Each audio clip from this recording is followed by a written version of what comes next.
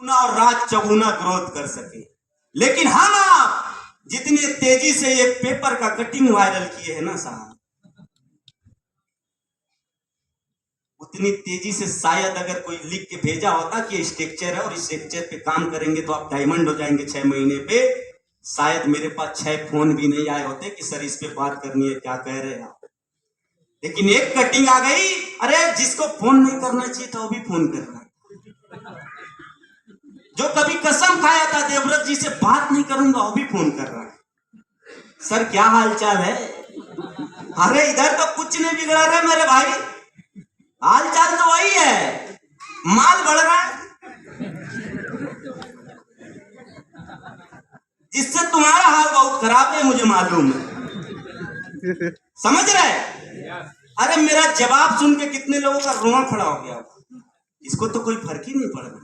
अरे फर्क पड़ेगा कहां से जब हम गलत नहीं है साहब, जब हम गलत नहीं है। अंधकार चाहे जितना गहरा हो, छूट चाहे 7 समुंदर पार हो, हमेशा उजियारा उदित रहेगा अगर सत्य आधार हो। हमेशा उजियारा उदित रहेगा और उदित रखना ही रखना है। और हाल चाल पूछने वालों का हाल चाल अब डगमगाने वाला है। और आपसे भी पूछेगा हर व्यक्ति का हाल चाल, याद रखिएगा। अगर 1 साल के बाद उसके चाल में और हाल में परिवर्तन ना आ जाए तो मेरा नाम बदल दीजिएगा साहब। आपको इन्फॉर्मिंग मैन बनना है। आज से जो भी पॉजिटिव मैसेज ग्रुप में पड़ेगा उसको अपने एक आखिरी व्यक्ति तक पहुंचाने का काम भी किसको करना है?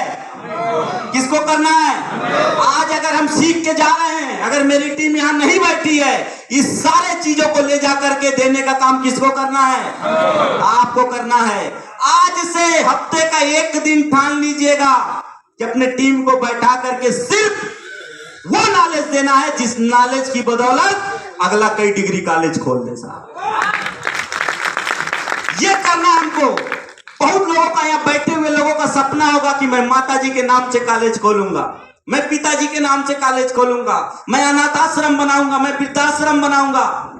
बहुत लोगों का सपना होगा। वो सारे सपनों को साकार अगर करना है तो आपको इन्फॉर्मिंग मैन बनना ही पड़ेगा। एक सूचना पहुंचाने वाला आदमी आपको बनना ही पड़ेगा। क्या बनने के लिए तैयार हैं? तैयार हैं? चलिए आगे बढ़ते हैं। आइडिया का डी, आपको डिजिटली बहुत स्ट्रांग होना पड़ेगा साहब। ये जितनी खबर आपको मिली है किसके माध्यम से मिली है? किसके माध्यम से मिली है? कोई व्यक्ति फोन से बताया होगा, कोई मैसेज किया होगा, कोई व्हाट्सएप किया होगा, कोई फेसबुक पे डाला होगा, कोई यूट्यूब पे डाला होगा। यही तो किया है ना, यही तो किया है ना। तो सोच के देखिए, अगर निगेटिव चीजों को डिजिटल प्लेटफॉर्म के माध्यम से इतनी तेजी से फैलाया जा सकता है, जिस दिन हम लोग अपने पॉजिटिव चीजों को फैलाना चालू करेंगे दुनिया हतप्रभ रह जाएगी साहब। आज से आप लोग एक टेस्टिमोनियल यूट्यूब पे, फेसबुक पे, आपके स्टेटस पे लगना चाहिए। आज से आपका फेसबुक पेज बन जाना चाहिए। आज से आपका बिजनेस व्हाट्सएप बन जाना चाहिए। आज से आपका एक यूट्यूब चैनल बन जाना चाहिए। आज से कोई भी व्यक्ति आपसे छूटना नहीं चाहिए इन तीनों चीजों को शेयर करने से। समझ रहे? आज से कोई भी व्यक्ति, और जितने लोग आपको ये मैसेज कर रहे हैं ना, देख ले भाई तेरे वाईटीएम का क्या हाल है, देख ले भाई तेरे वाईटीएम का क्या हाल है, हम लोग क्लीन चिट देंगे साहब, बगल में लगाइएगा और उसको भेजिएगा, देख अब तेरा क्या हाल है, देख अब तेरा क्या हाल है। छोटी छोटी परेशानियों में लोग उलझ जाते साहब। आप कहीं बगल में मकान बनाइए, पड़ोसी जाके केस कर देता है बेमतलब का। फिर से नपैया होगी तो लेखपाल को बुलाइए, तो फलाने को बुलाइए, ठिकाने को बुलाइए। होता है कि नहीं होता है? तो सोच के देखिए, जहां 1000 स्क्वायर फीट मकान बनाने में लोगों को इतनी जलन है, तो हम लोग करोड़पति बनाने निकले हैं तो लोगों को कितनी जलन है। 1000 स्क्वायर फीट मकान बनाने में, 2 कमरे का मकान बनाने में लोगों को इतनी जलन हो सकती है, तो हम लोग सबका फार्म हाउस बनवाने निकले हैं तो कितनी जलन होगी साहब। होगी कि नहीं होगी?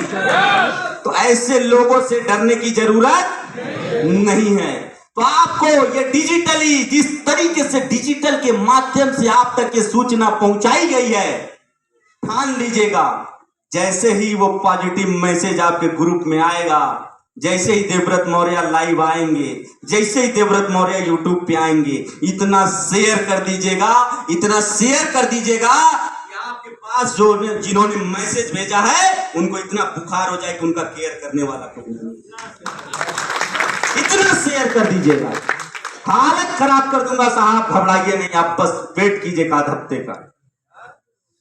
आइडिया में है ई आई ओपनर मैन, हमेशा हम लोगों को खुली आंख के साथ रहना पड़ेगा। कई बार हम लोग केवल दूसरे के बताए हुए बातों में, दूसरे के समझाए हुए रास्ते में चल करके अपनी आंखों का इस्तेमाल नहीं करते, अपनी दिमाग का इस्तेमाल नहीं करते हैं। आपको अपने दिमाग का इस्तेमाल करना पड़ेगा। वो बताया था ना मैं एक कहानी, एक बार एक आदमी गधा लेके जा रहा होता है, उधर से एक राजा और उसका सारथी गुजर रहा होता है। तो राजा देखता उस गधे को, तो गधे का जो मालिक होता है वो कहता है राजा साहब रुक जाइए, ये गधा जानते आप कैसा गधा है? बोले अरे भाई बता कैसा गधा है, गधा तो गधा होता है। बोला नहीं, ये दुनिया का सबसे शानदार और इसके अंदर जो गुण है विश्व के किसी भी गधे के अंदर वो गुण नहीं है। पीछे पैर मार देखिएगा तला। अब राजा बोला यार ऐसी क्या बात है इस गधे में, दोनों उतरते हैं। तो बोलता है बता तेरे गधे में क्या खासियत है? तो बताता है कि इस गधे में जब आप बैठेंगे, जैसे इस गधे पे आप बैठेंगे चारों धाम आपको यहीं से नजर आ जाएगा। अगर आप मुस्लिम धर्म से हैं तो मक्का मदीना यही नजर आ जाएगा। अरे यार ये कौन सा गधा है? तो राजा बोलता अच्छा ऐसी बात है तो मुंह मांगा दाम दूंगा, तुमको रकम दूंगा, अगर ये सच साबित हुआ, अगर सच साबित नहीं हुआ तुमको सूली पे भी चढ़वा दूंगा। वो आदमी कॉन्फिडेंस वाला बोला डन। क्या बोला? डन। पहले बोला राजा साहब अपने सारथी को जाग बैठ के देख चारों धाम दिखाई दे रहा है कि नहीं। गधा वाला बोला रुक जाइए भाई साहब, ये मामूली गधा नहीं है, आपको अगर चारों धाम देखना होगा तो आप अगर कभी जिंदगी में झूठ बोले होंगे या किसी के खिलाफ गलत सोचते होंगे तो आपको नहीं दिखाई देगा। सारथी चक्कर में पड़ जाता है। अब क्या करे? राजा साहब बोलते हैं क्या तुम तो सच्चे आदमी हो इसीलिए तो तुमको अपने साथ रखा। बोलता जी हुजूर जी हुजूर। अब गधे पे उसको बैठाया जाता है, वो देखता है चारों तरफ कुछ नहीं दिखाई दे रहा। अब वो सोचता कि अगर मैं राजा साहब को ये बताऊं कि मुझे नहीं दिखाई दे रहा तो मेरी तो नौकरी गई। यानी कि हम वो उतरता, राजा साहब पूछते बता क्या क्या देखा? कहा साहब चारों धाम छोड़िए 12 ज्योतिर्लिंग दिख रहे थे। ये तो कम बताया था। अब राजा असमंजस में पड़ गया, बोला नहीं रे भाई अब हम टेस्ट करेंगे, इसके कहने पे नहीं जाएंगे। राजा को भी वही शर्त बता के गधा वाला बैठा देता। अब राजा देखता कुछ नहीं दिखाई दे रहा। अब राजा इस सोच में पड़ जाता साला मेरे सारथी को दिखाई दे रहा था और मैं बोलूंगा मुझे नहीं दिखाई दे रहा, कहेंगे राजा साहब छोड़। राजा साहब बोलते अरे भाई मुझे तो मक्का भी दिख रहा है, मदीना भी दिख रहा है, स्वर्ण मंदिर भी दिख रहा है, 12 ज्योतिर्लिंग दिख रही है, चारों धाम दिख रहा है, पूरी सब यही से दिख रहा है। गधा वाला बोलता मुंह मांगा दाम आपने बोला था देंगे। बोलता हाँ भाई।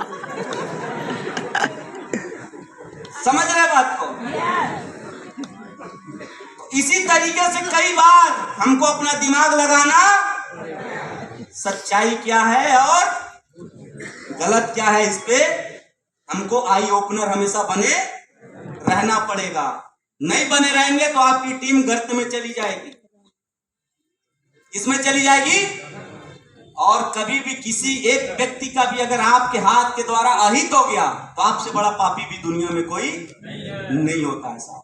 तो ऐसे पाप से भी हम लोगों को बचना है, तो हमेशा आई ओपनर बने रहिएगा। सच्चाई क्या है इसको जब तक जान नहीं लीजिएगा तब तक आगे का डिसीजन नहीं लेना, नहीं तो उसी राजा की तरह आपको भी दाम चुकाना पड़ जाएगा। पता क्या आप दूसरे के कहने पे YTM को छोड़ के दूसरा करने लगेंगे, दूसरी गर्लफ्रेंड पकड़ लेंगे, पता चलेगा कल उस गर्लफ्रेंड की 4 और बॉयफ्रेंड थे। फिर बाद में जब अपनी गर्लफ्रेंड के आप साथ लौटेंगे तो गर्लफ्रेंड डायमंड बन चुकी होगी, वो गर्लफ्रेंड कोहिनूर बन चुकी होगी, तो अब बोलेगी रे भाई तेरे बस की बात नहीं है। ऐसा ना डिसीजन लीजिएगा कि गधे को भी दाम देना पड़ जाए। समझ रहे बात को?